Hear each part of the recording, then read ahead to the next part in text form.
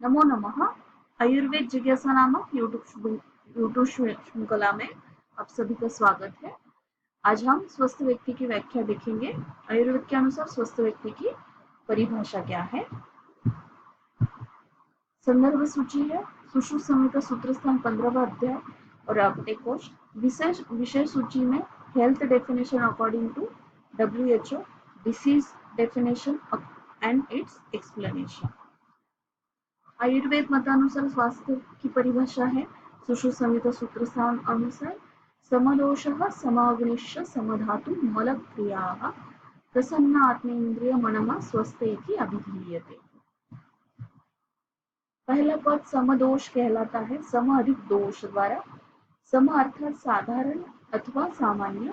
दोष न केवल शरीर दोष अपितु मानस दोष भी। शरीर दोष 3 प्रकार के होते हैं, वात पित्त कफ।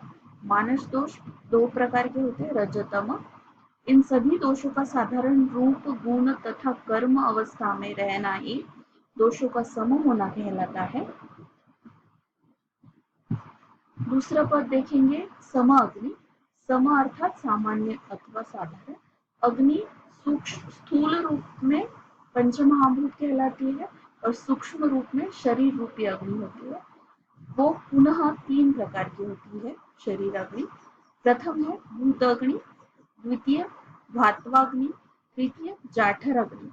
जाठर अग्नि द्वारा अन्न का पाचन होने के बाद धातु निर्मित होती है और धातुएं अपने अपने पंचमहाभूत का अंश सूक्ष्म शरीर अवयव रूप में आते हैं।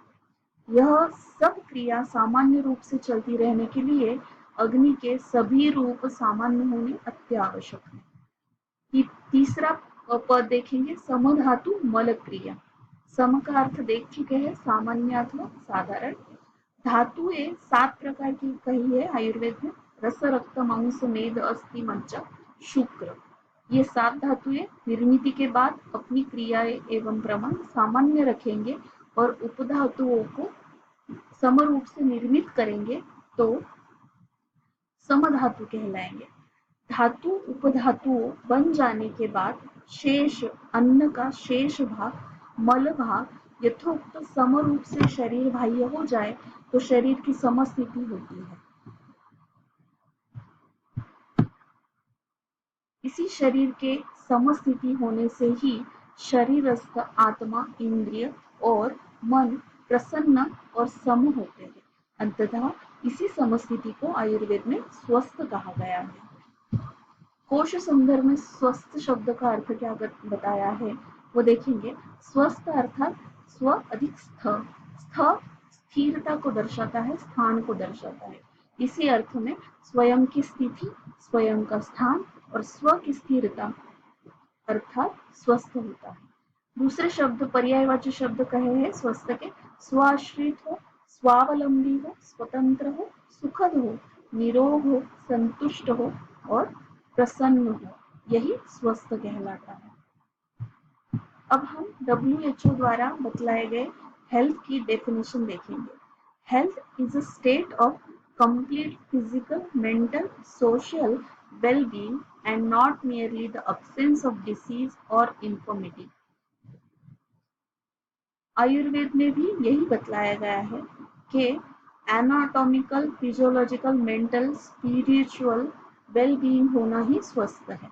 Ayurveda says the person is healthy whose body, mind and soul are in normal state, that is sama, samanya, sadharan, and all actions are proper.